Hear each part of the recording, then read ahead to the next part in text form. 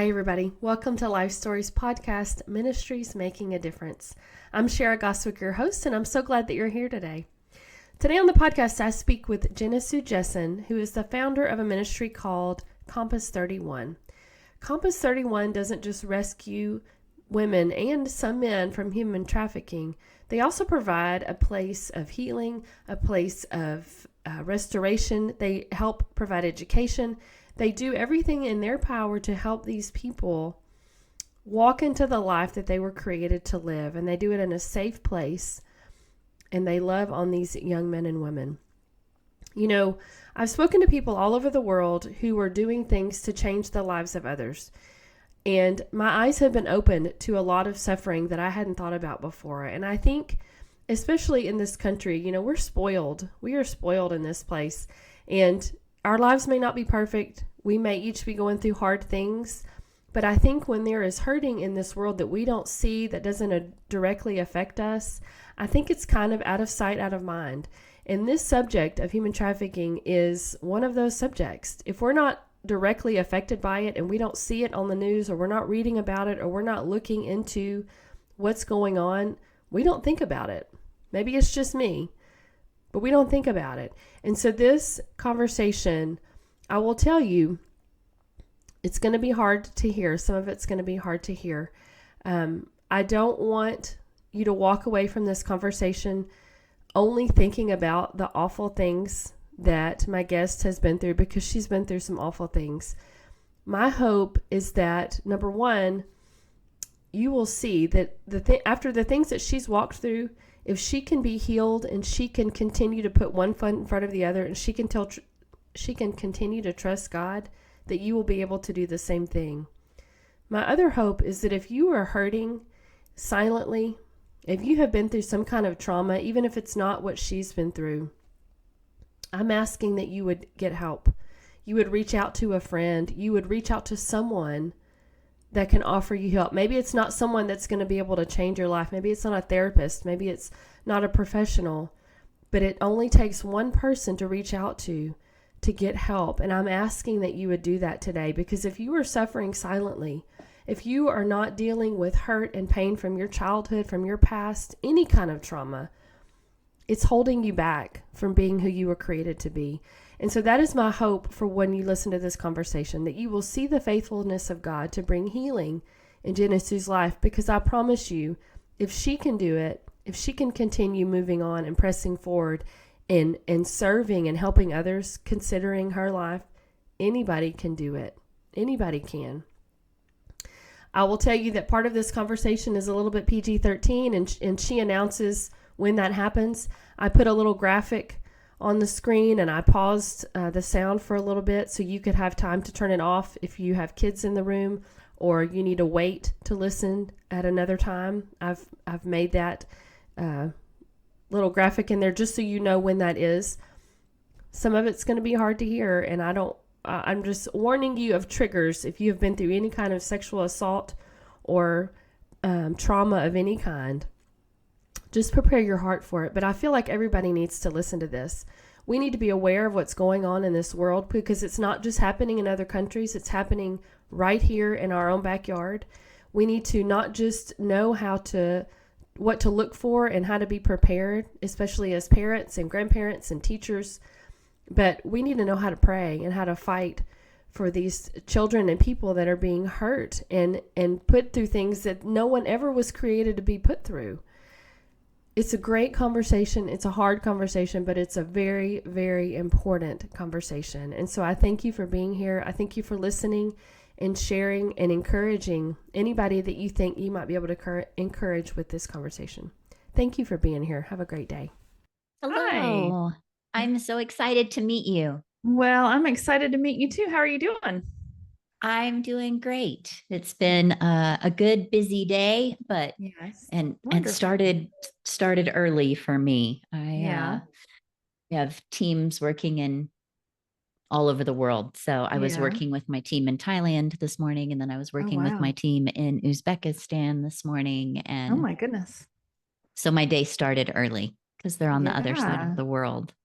I'm going to be really vulnerable with you and tell you Before I meet with people, before I talk to anybody, I always sit down and I read through as much as I can, and I write out questions, and I write out, what would I want to know? What would I want to ask? And every time I've sat down for this, I have been at a loss.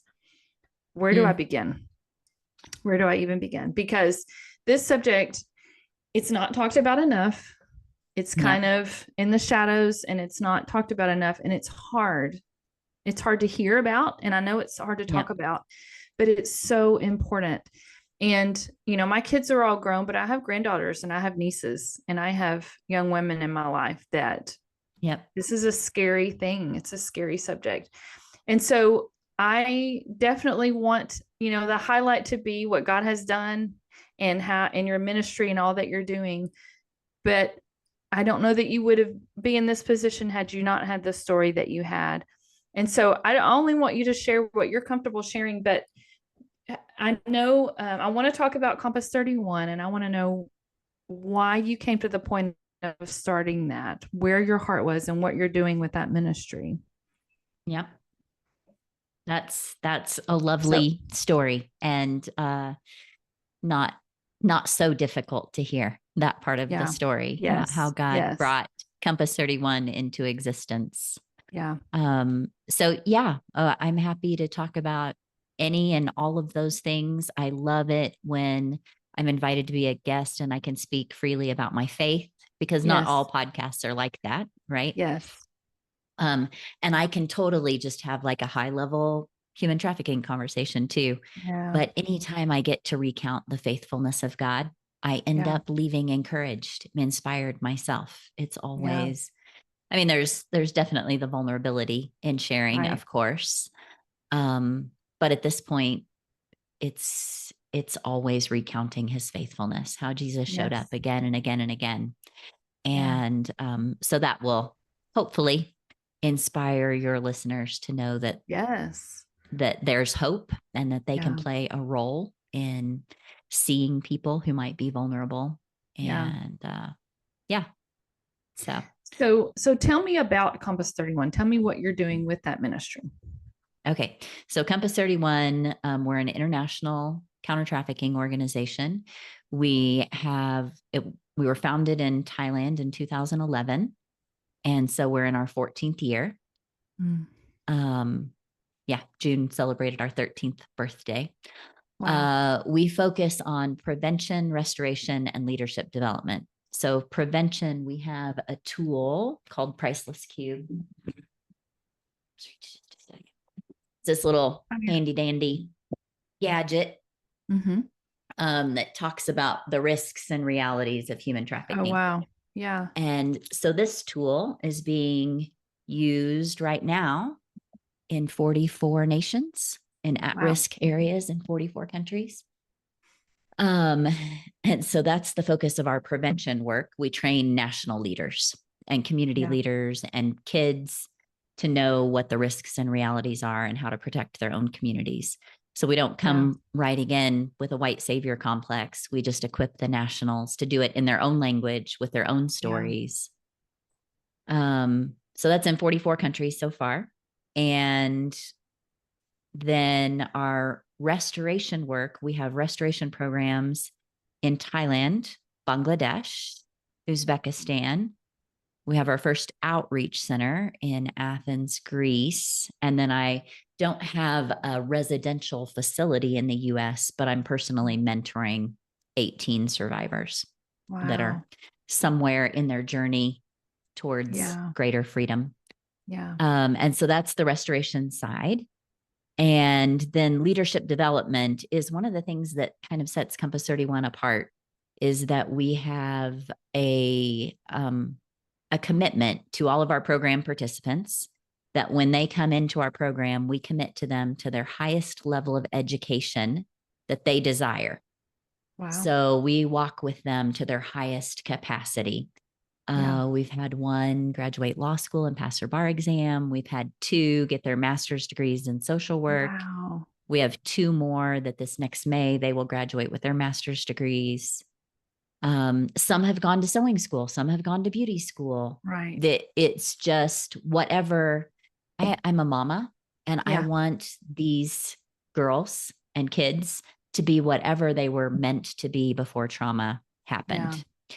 And so that's the leadership development piece, is as soon as they enter into our program, day one, they go with their caseworker and open their own bank account. And we have what's called a hire to study program. So the better they perform in school, it's based on their performance and participation. The better they perform, the more they participate, the more money they earn. Yeah. And 1/3 of it goes in their long-term savings. So by the time one of our participants graduates our program, they generally have between $1,500 and $2,000 saved in their own savings account in their own name. Yeah. And their education's been paid for. That's amazing. So, what an incredible way to minister to those women. It is astounding. We have like financial planners. They equip our participants that if they want to, they can use 1/3 of their salary to invest in their families, because poverty is one of the main drivers. And we've had like a girl, she bought a motorcycle for her dad so he could drive back and forth to work. Yeah. We had one girl purchase everything and set up an aquaponics garden for her mom. So she's growing fish and vegetables in her village. And so there's just all these different pieces that come from the leadership development, the hire to study program, that is very distinctive and beautiful to watch what God does with all of that. That's amazing. That is amazing. So the hard questions, how and why did you ever want to start this ministry? That is an amazing question. And if you want the real, I'm assuming you want the real, honest, transparent answer. Honest. Yes. Right? Yeah. I did not want this at all.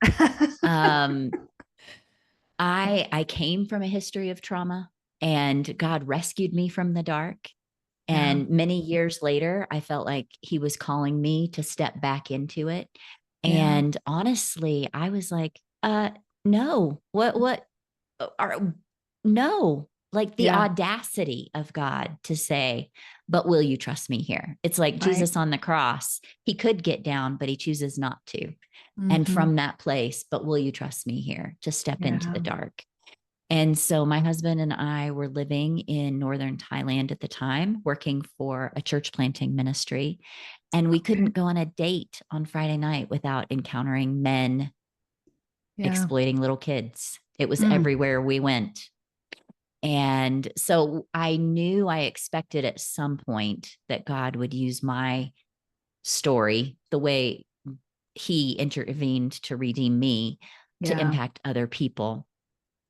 And didn't know quite how that would work out, but I started volunteering at an organization with young moms that had babies as a result of exploitation, and was teaching English. It was great. It was fine. But I had only been working there about 6 weeks, and the director called me and said, we're being shut down by the government, and I have 5 days to find placement for my girls, or they go back. And so my husband and I sat down with our 2 kids, who were 11 and 13 at the time, and said, what do we think about this? And we agreed as a family that we would take 3 mama baby sets for 4 to 6 weeks into our home while I found placement for them. That the joke was on me. Yeah. But God did a couple of astounding things in those first couple of weeks. One of the mamas that came to us, she was 14 years old, and she had a baby that was 14 months old. Wow. And her baby only weighed 12 pounds and was super lethargic, really, really sick. So one of the, day 2 or day 3, I'm at the pediatrician with this sick, lethargic baby asleep on my chest. And we're in the waiting room, and I'm watching outside the plate glass window of the clinic, these young girls all dressed, headed into the red light district for the night. And as I'm sitting there with this tiny, tiny sick baby on my chest, it felt like Holy Spirit sat down next to me, put his arm around me, and whispered, if you fall in love, there's no going back. Yeah. And I just had this image that I was standing right on the edge of this chasm, my toes hanging over. And before he even finished speaking, I knew it was too late. Like I'm in, Yeah. I'm already in love. Yeah. It's too late. And then the next thing that happened was in my quiet time, I just happened to be in Jeremiah 31. And the first 3 mama babies that we took came from the northern border between Thailand and Myanmar. So they're the Northern Hill Tribe people. That's what they're called there locally. Yeah. And so I was reading in Jeremiah 31 one morning before the household woke up, and God, speaking through the prophet Jeremiah, says, see, I will bring them from the north country, the crippled, the lame, the blind, those who are pregnant, those who are in labor. They will come in with weeping, but they will go out with joy because I am their father. And suddenly I was just overwhelmed with the idea that God had a plan. He was hand selecting, hand choosing the girls that were going to be in our home. And our primary responsibility was to direct them to restorative, redemptive relationship with him. So that's why the compass, he brings them to us. We direct them to him. And 31 comes out of Jeremiah 31. I love that. So the ministry was really functionally, it was born breach. Like, but first, this bloody squawking miracle dropped into my lap. I didn't have a program. I didn't have the finances. I didn't have the facility. We just said yes for 4 to 6 weeks. And now we're in our 14th year. Yeah.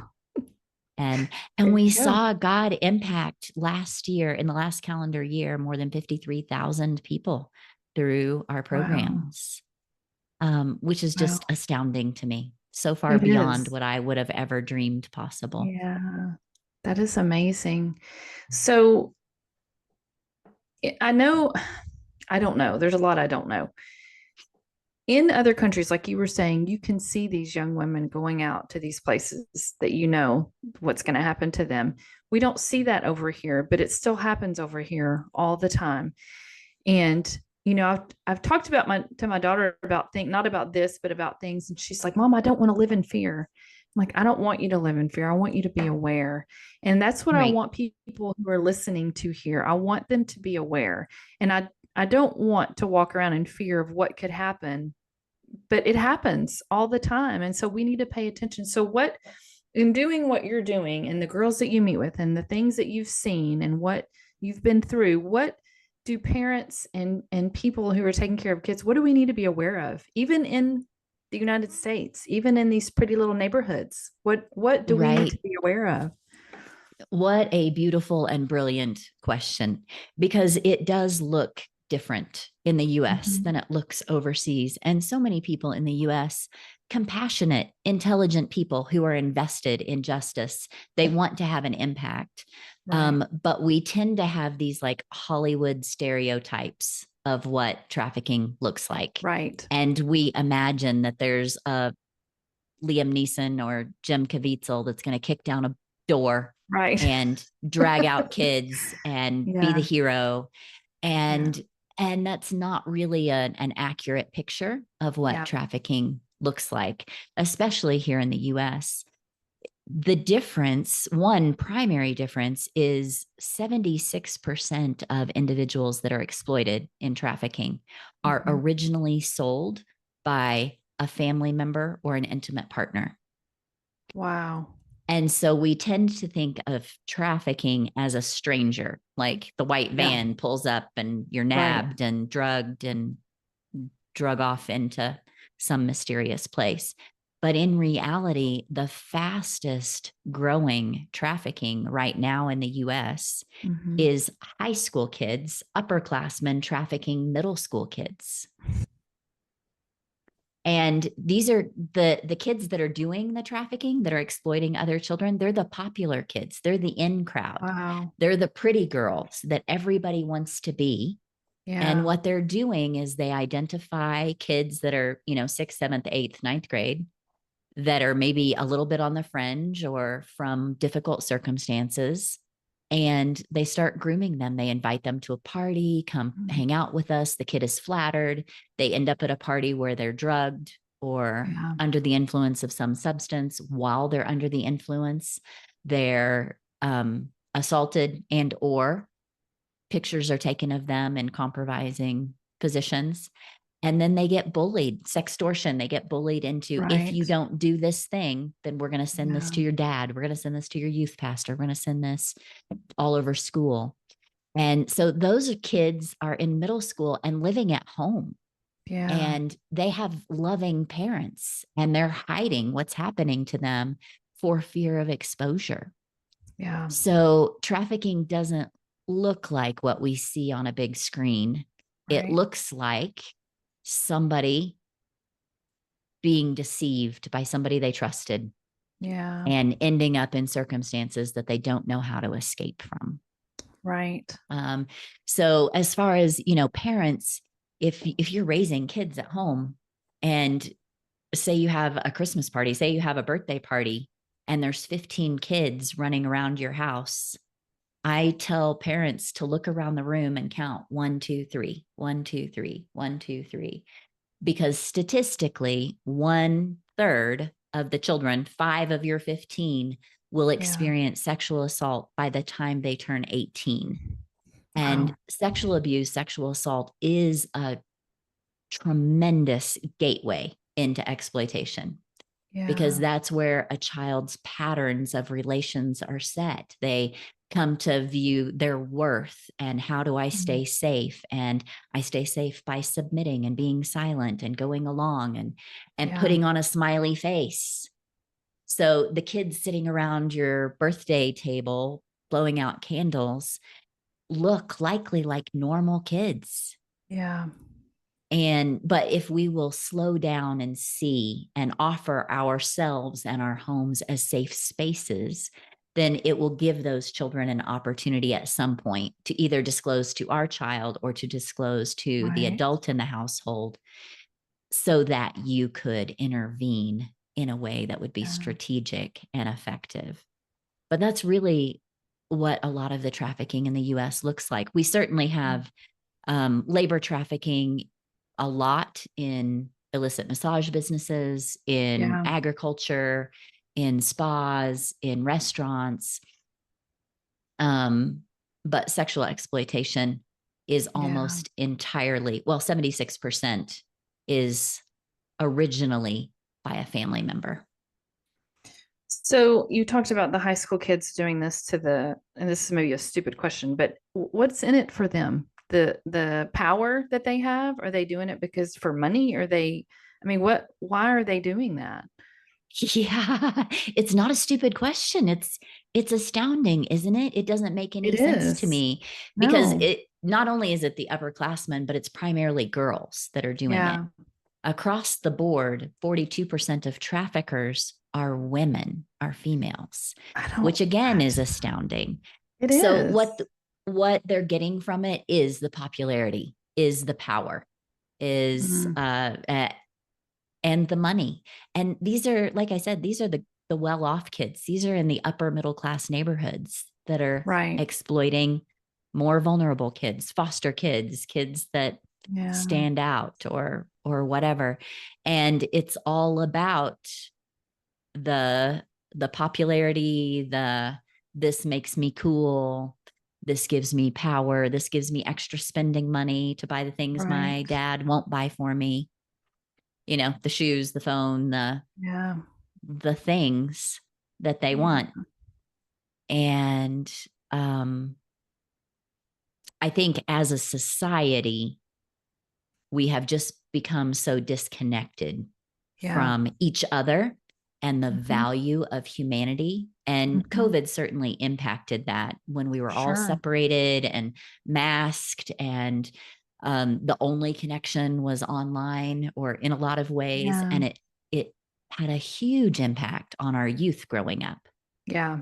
And so they've lost what the benefits of that face-to-face interaction, that heart-to-heart connection, that best friend staying up all night talking, shifted to a very isolated and predatory type of relationship structure. Oh, it just blows my mind. I don't get it. I don't understand. But it's just, we live in a messed up world. We just a very fallen world. So these young women that you are ministering to all over the world, how do you have teams of people that go out to find them? Are they coming to your ministry? Like, how are you finding these young women who have been in this horrible trade? Yeah, that's a great question. And we do serve primarily girls, but we do have a couple of participants that are boys also. Okay. So we serve both boys and girls. But one of the first ways that we encounter them is our teams. Well, we train whatever country we're working in, we train and equip the nationals. So in Thailand, the program is entirely run by Thai staff. In Bangladesh, it's entirely run by Bangla staff. We provide the training and the oversight and the financing, but in each field, it's run by nationals. Yeah. And so we equip the nationals and their community leaders with a prevention program that we call Priceless Cube. And when they go out and they're doing this in high risk areas, then they are encountering people who are in the midst of being trafficked. Yeah. And so we equip them, train them to work with local law enforcement, local social workers to intervene where appropriate and bring those individuals into our program. The ones that want to, obviously not everybody wants to, but the ones that want to, they're invited into our programs. And then the second way that we do that is our teams regularly doing outreach in red light districts where the exploitation is happening and building relationships with the individuals who are being exploited there. Just week after week, showing up and sharing a meal and how can I pray for you, and bringing them birthday presents and celebrating them. And over the course of time, building those relationships, at some point, they not often, but consistently, regularly, we encounter individuals that after a year, 2 years, 4 years, will call and say, okay, I've quit the bar. Can I come home? And the answer is always, absolutely, baby, be right there. Yeah. We'll be right there. Wow. So that's how the participants come to us. We do, like I said, we work with local law enforcement and social workers in each field. So a lot of times it would be our teams initiating an investigation, but alternately, sometimes we get a call from law enforcement or the social worker saying, we have this individual that's experienced this. Do you have a placement for them? And so that does go both ways. Yeah. I have so much admiration for this kind of ministry, and some of the, there's several that are doing kind of what you're doing, but it just seems so overwhelming, the number of people involved, and to look at it, it just seems overwhelming. How can you possibly, I know you want to help everybody, but how can you possibly? So I have so much admiration for people who are stepping out, even to help one and doing what you're doing. I have so much respect for that.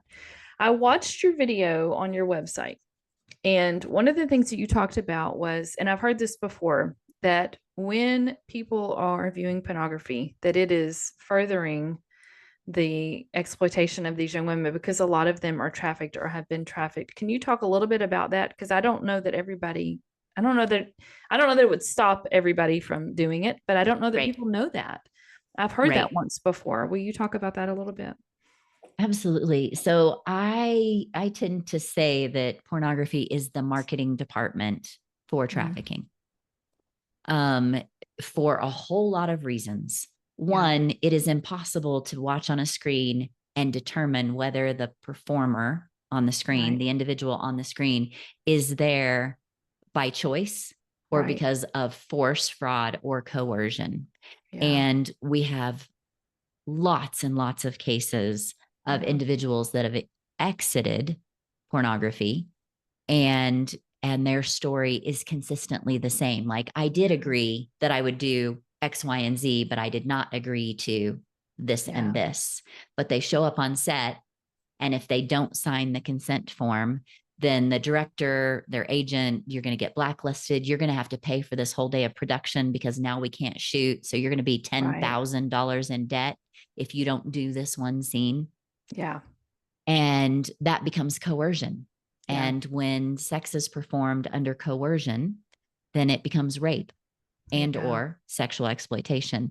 The other thing about it, which people, we tend to, especially in our American culture, freedom loving culture, freedom of speech, all the things, we tend to just like good old boys club pornography. It's no harm, no foul. Nobody's getting hurt. It's consensual. It's fun, whatever. However, a large portion of our culture would agree that prostitution is still illegal in almost every district across the US. Not every, but almost every. Yeah. And the difference is the only difference between prostitution and pornography. Prostitution is an exchange of something of value for a sex act, right? Right. Which is illegal. And everybody yes, of course, that's illegal. Right. The only difference with pornography is the individual, there's an exchange of money or something of value for an act of sex, but it's on screen. Right. And now it's protected as free speech. Mm. And so the individuals that are profiting are the producers and the directors and the pimps, not the people who are on screen, who are often there. I think, I can't remember the number specifically, so I don't want to mess up the statistic, but well over 90% of individuals who perform in pornography have a history of childhood sexual assault. Yeah. And at some point they think, wait, if I can get paid for what's only ever been taken by violence, that seems tempting, until they get into it and find that it's still been taken by violence, and they don't really have a say. They don't really have a voice. Yeah. So that intersection of all of those pieces is how pornography is linked to prostitution, is linked to exploitation. Little girls don't grow up thinking, I want to be a sex worker. Right.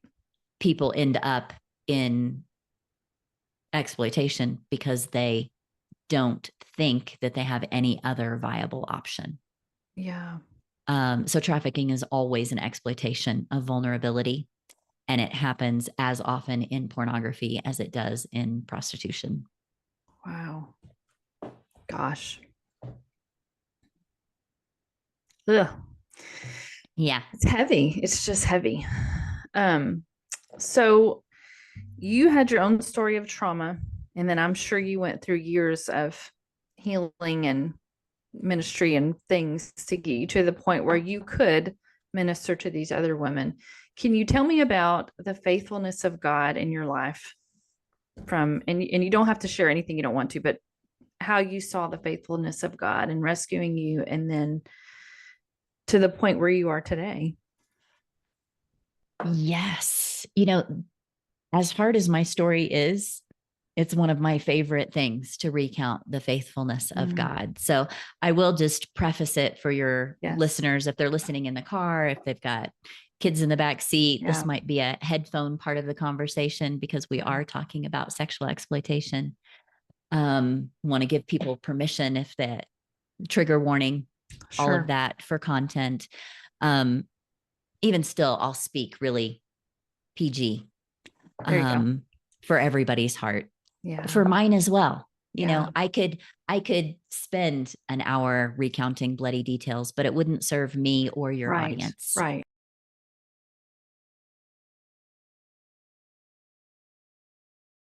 Right. But here's the high point. Yeah. The first time I was exploited, the first time I was sold, I was only 4 years old. And my primary perpetrator was my grandfather. He was the one that facilitated all the exploitation. He was the one that profited from it. And so that afternoon, 4 years old, after the unthinkable had happened, he wrapped me in a blanket, put me in the backseat of the car to take me home. Again, I was one of those kids that lived with family and went to school, and I wasn't hidden in some basement somewhere. He put me in the car to take me home. And one of the things about my grandfather, besides his perverse love for little girls, he loved old gospel music. He was actually a leader in his church, and Wow. he loved gospel music. And so I was literally physically, emotionally, spiritually wrecked from the inside Yeah. out, as you might imagine. And he put in a cassette tape of Sandy Patty singing How Great Thou Art. Wow. And over the years of my exploitation, he actually played that song on repeat, either during the violence or immediately after, as a way of programming me so I would never find freedom. And it had a profound impact. Even today, I mean, I'm 40 years free, no, 30 some odd years free at this point. Still, when that song is going to be in the playlist at our church, the worship leader gives me a heads up and says, Wow. okay, it's going to be the third song. After I do this chorus, we're going to cue that. So she gives me a heads up so I can step out, because it's still a really problematic song. But that first day, that song's on the radio. We're driving back home and the sun is setting. And of all the things that I remember about the memory, including the brutality, the thing that is most real is Jesus being in the backseat of the car with me, holding me on his lap. And he didn't mind the tears. He didn't mind the snot. He didn't mind the blood. He just held me with such tenderness, whispering, I've got you, baby. I'm not going to let you go. And he didn't. And he didn't. Kindergarten, I was praying every night that God would just let me die. In high school, I was really mad at God because he didn't let me die. I thought if he was good and loving, that's the least he could do, would let me out. And then ultimately, by the time I was 17, I was so desperate to escape that I came to believe my only hope for escape would be to complete my own suicide. Yeah. And attempted that.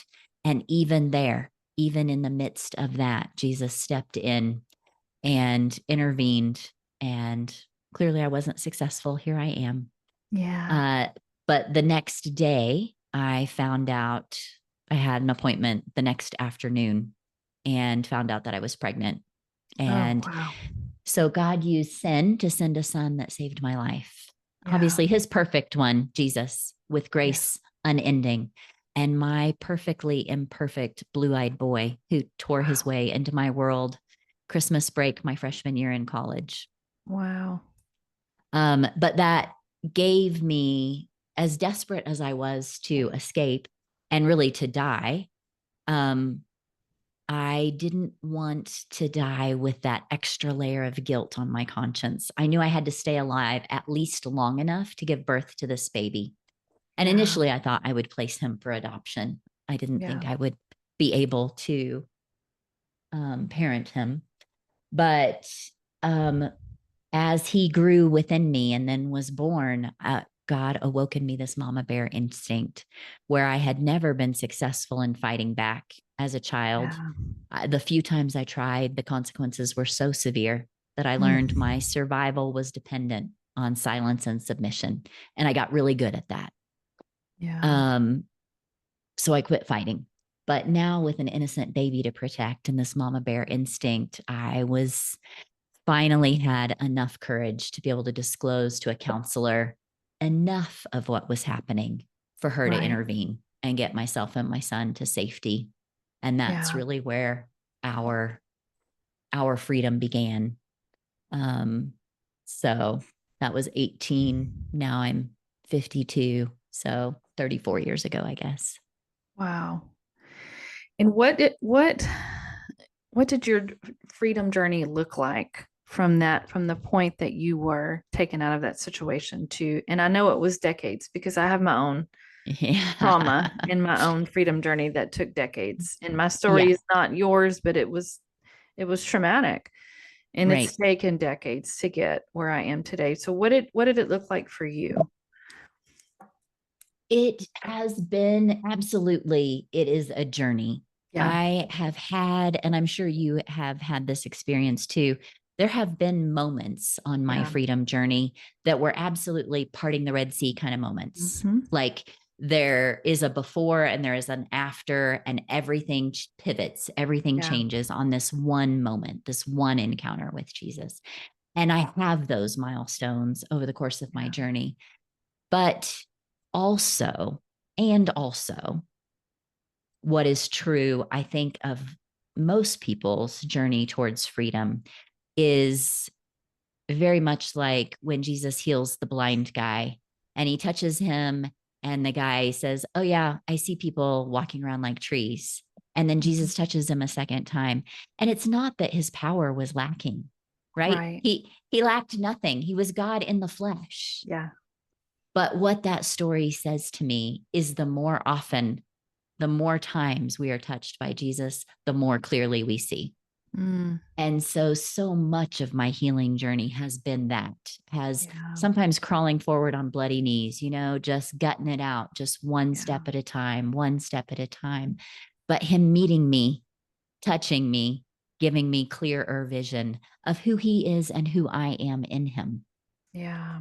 And, there's still, I'm 34 years out, and there's still nightmares. There's still sometimes I sleep with the lights on. There's still sometimes I'm a touch me not with my husband. Like I feel like I'm walking around with no skin on. The ghosts are too close, That is the reality that I live in a fallen world.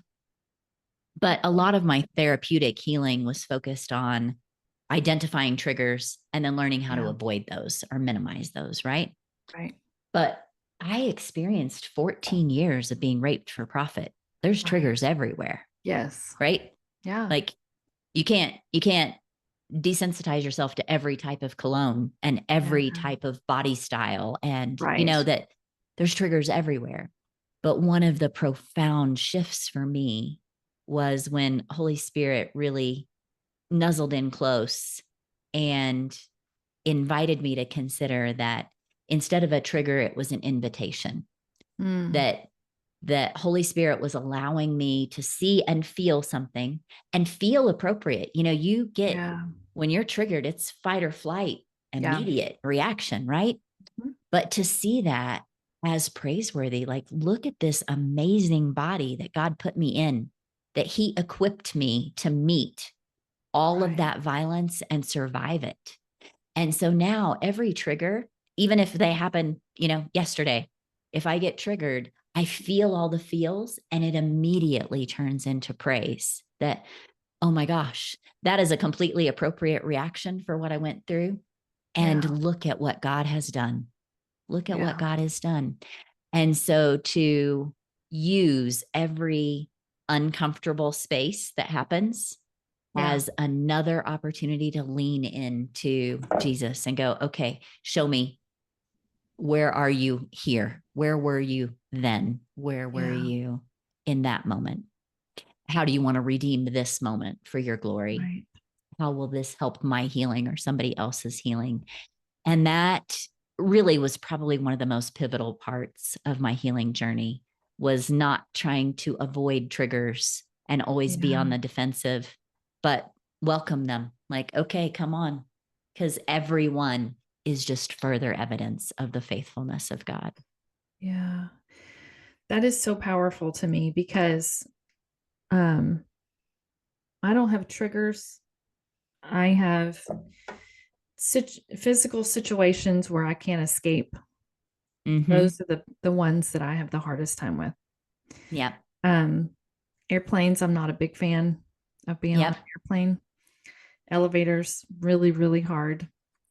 Yeah. But to look at it like that, as look at what God has done, and it is a fight or flight. It is. Yeah. My first thought when I go anywhere that's going to have multiple floors is, am I going to have to ride an elevator? And I'm 50. I'm a 50-year-old woman, and that's my first thought. And I know. But to look at it like that, okay, that was scary. And it is scary to feel like that, but look at how far God's brought me, because he has. He has. So I love that you shared that, because to me, that even if nobody else gets that, to me, that is super powerful. So thank you. Even that fight or flight, when your heart starts racing and your shoulders get tight and your fists clench up and you're chattery, that is chemically, it is your brain and your body activating everything in you to meet the challenge. That what you're feeling, we call it fear, but what you're actually feeling is courage rising. If this was never aired for anybody else, I feel like I've gotten everything out of this. I'm so glad. I have to say, I'm just so impressed with you for so many reasons, because understanding trauma is hard enough, but you had more trauma than a lot of people will ever have to experience. And for you to be where you are, and I know it was the Lord that brought you where you are. I know he is the one that healed you, but for you to have the courage to continue to fight for your healing and your freedom, it just amazes me. And then also, I was a teen mom, and I married my husband. We had our daughter in high school. I was still in high school. I am now a client advocate at our local pregnancy center. Yeah. And so I did that for several years. Yeah. But when you talked about having your son, I thought that it wasn't your first thought to have an abortion. And that would have been so easy and such a, it would have been understandable considering. I was at a Planned Parenthood clinic and they recommended it. But also the nurse that told me I was pregnant desperately wanted to adopt. So she gave me her private phone number. So that had an impact. And part of my story was, and I don't need to go into detail, but a really brutal forced abortion when I was 15 by my grandfather. And I just wouldn't go through that again. Well, yeah, I understand that. The trauma was so severe. And so it just wasn't an option for me. No, I get it. I get it. I'm just so amazed. You are not superhuman. You are not Wonder Woman. I am not. You're someone who said yes to the Lord, and that takes courage. That takes courage to say yes and to keep moving forward. And so, how can people help your ministry? What can people do to help Compass 31? Come find us online. We have compass31.org as our website. We have Facebook, Instagram. Come find us. You can reach me from there. We've got lots of information on how to equip you to engage in your own community. Compass 31, like many ministries and nonprofits, we're a nonprofit. So all of our work is done through donations. I mean, everything is funded. The scholarships that go to our program participants, all of it is funded by private donations. We don't do any grants. And join our prayer team. We need prayers because Jesus, that's where transformation happens. Sure. As a frontline worker, it often feels like I'm trying to empty the ocean with a thimble. I just keep throwing the water and there's a whole ocean of darkness. But if one person can make a difference, think how much 10 people can make. Think how much 100 people can make. So come find us. And not only us, I mean, certainly I would love for them to participate with Compass 31, but there's a lot of good counter-trafficking organizations. I would encourage them to look for organizations that are survivor-led. Okay. Because there's a lot of really well-meaning, well-intentioned people that don't speak the language, if you will. Yeah. They have great intentions, but they're not equipped to handle the level of trauma that the survivors are walking through. So I would encourage people to do research, look for survivor-led organizations, look for where you can volunteer. I need volunteers. They can work remote anywhere in the world and help support our office, emails and all social media. And I need volunteers. So come find us and I would love to have a conversation with them. Well, I will absolutely have your website when I post our episode. And so people can find you, and I will, like I said, I'll do a reel from a little snippet and and tag you in it. And then when I post, I'll tag you in it, and I'll send you things if you want to share. You're welcome to do that, but I will send you the episode ahead of time so that you can watch and listen. And if there's anything that I need to take out that I didn't, it's not a big deal to do it. So I don't want to post it until you are comfortable with, whatever is shared. But like I said, I think if nobody else gets anything out of this interview, I absolutely did. It has been an honor to talk to you and hear your story and learn about Compass 31.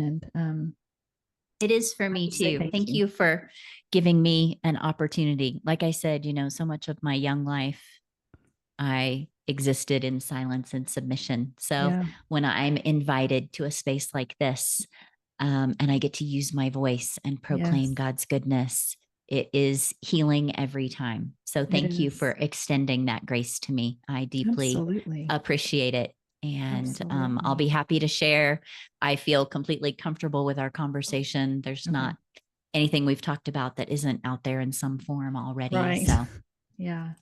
Well, some people don't like to listen and watch. And then this one, I think I would feel more comfortable if you did, just because I don't want to do anything or, anyway, I know you wouldn't share anything that you didn't want shared, but what a beautiful gift. And you're actually maybe the first person that's offered that to me. So, I offer it to everybody, and some people don't. And of course, this is probably the most powerful interview I've done. A lot of people don't want to watch themselves or listen, so they don't.